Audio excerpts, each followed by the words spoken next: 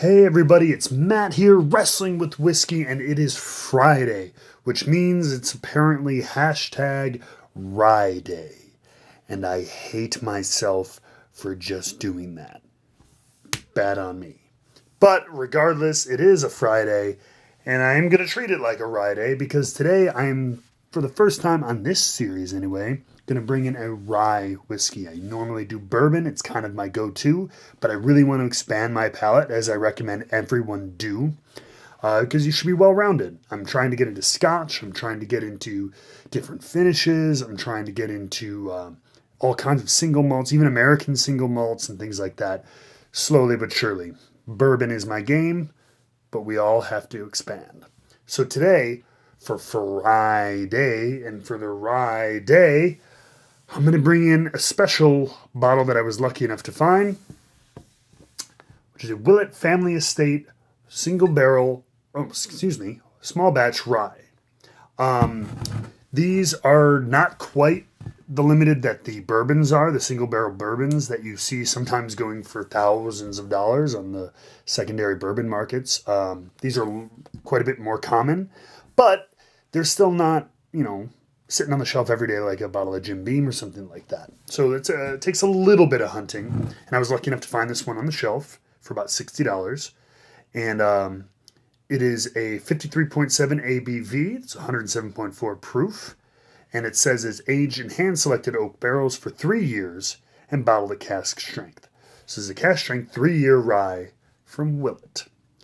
Now, rye whiskey is for those who don't know, is kind of like bourbon but inverse, right? So we know bourbon has got to be 51% corn and then flavored with usually rye and malted barley in varying percentages. We can also be wheat and so on and so on. Rye whiskey is very similar. It's not quite as tightly controlled as bourbon, but it still has to be required to be 51% rye, and it has to go into new charred oak barrels, and it also has to be distilled at less than, I believe, 125. It goes into the barrel, same thing like bourbon, and bottled at least 80 proof.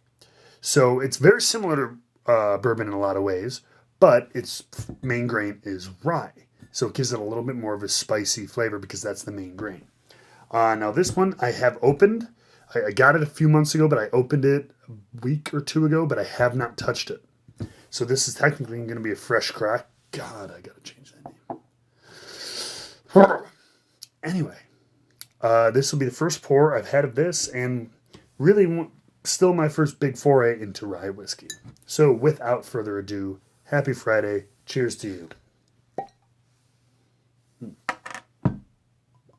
Here we go. Here we go. Get that glug. All right.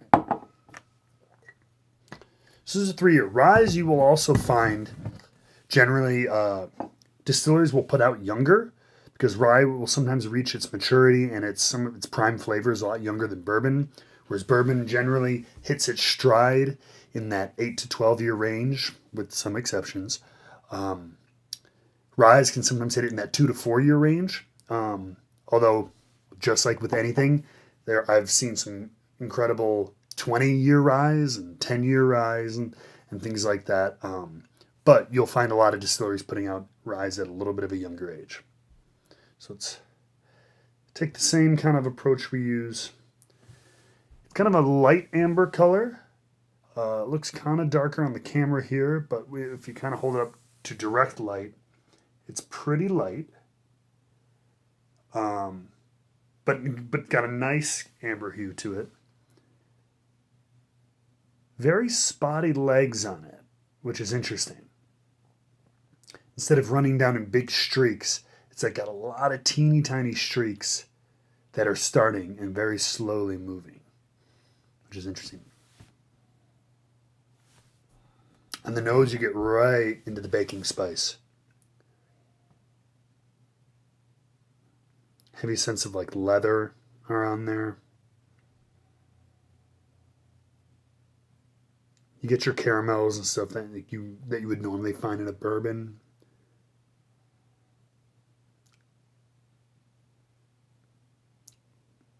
A little bit of like dried fruit.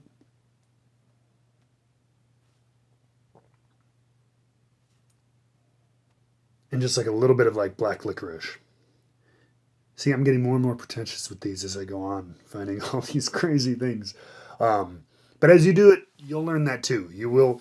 It seems like a really pretentiousy wino kind of thing to do, but you will find these things as you get more and more used to it. You expand your palate, you expand your nose, and everything like that. And nosing has really become one of my favorite things to do. Like I will sit and smell my bottles.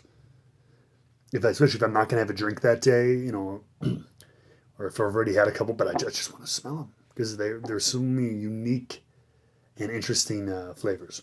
But anyway, let's taste them.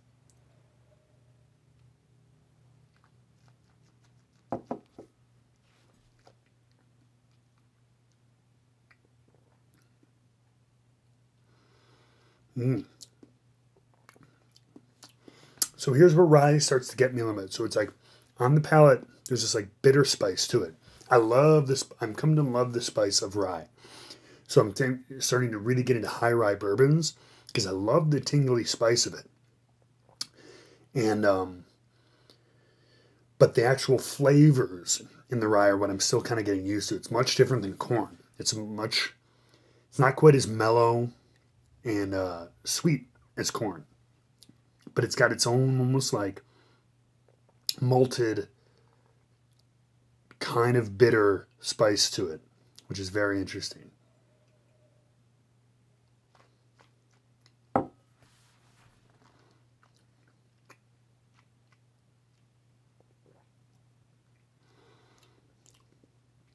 Yeah.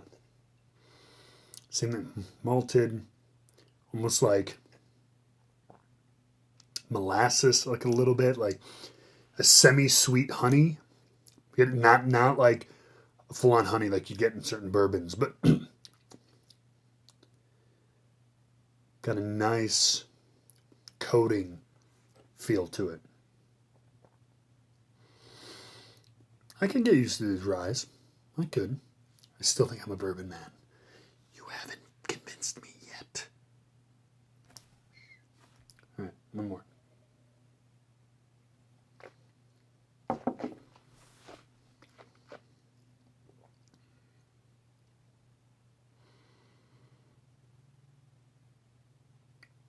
Kind of letting the finish go.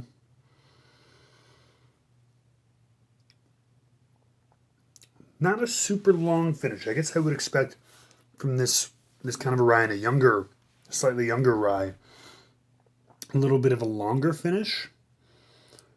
I don't know why, and I don't know if that's fair, but I kind of was. It's medium, and the spice isn't super sharp, which is not necessarily a bad thing. It's a very enjoyable rye whiskey.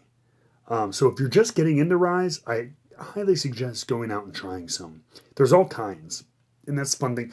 Just like bourbons, there's good from the bottom to the top shelf. You can find some decent ones. So rye doesn't have to be, this semi hard to find, like $60, $70 bottle. You can spend $20 on a good rye. I would try everything. You know what I mean? So it's a great way to expand from bourbon because it's very different. I would go to this before I'd go to Scotch because to me Scotch is so different. But this is a nice transition from something like a bourbon, which is so mellow and caramelly and sweet and oaky and everything, to even though Scotch is much smoother, but that smokiness, that kind of maltiness, depending on how much malt is used in this. But for me, this would be a good transition to Scotch. You find your own path. As with everything, try it, try it, try it. We're all learning. That's my mantra here. You guys all know that. What kind of rye whiskeys do you guys like? Have you tried it? Have you gone into it? Have you tried a lot of them? Have you tried one, two? I don't know. Please tell me below. As always, like, comment, subscribe, share this with all your friends. I love doing this. I just had an interview go up in Food and Dining magazine out of Louisville. You can find them at Food and Dining Mag on Instagram. I have check out my Wrestling with Whiskey Instagram or Twitter, and I have a link to the article. Thank you very much to Jess Mathis for that. And we'll be back. I got some stuff I want to do. I want to do some Parker's Heritage. I want to do some Michter's Toasted. So we've got a couple more exciting things to brush up on. And you know what? I'm probably going to throw in some more rye whiskeys because, this is a very popular and up-and-coming American whiskey. So I want to be on the cusp of all the cool stuff. So thank you, everybody. Always keep something good in your glass and always keep wrestling with whiskey. Bye-bye.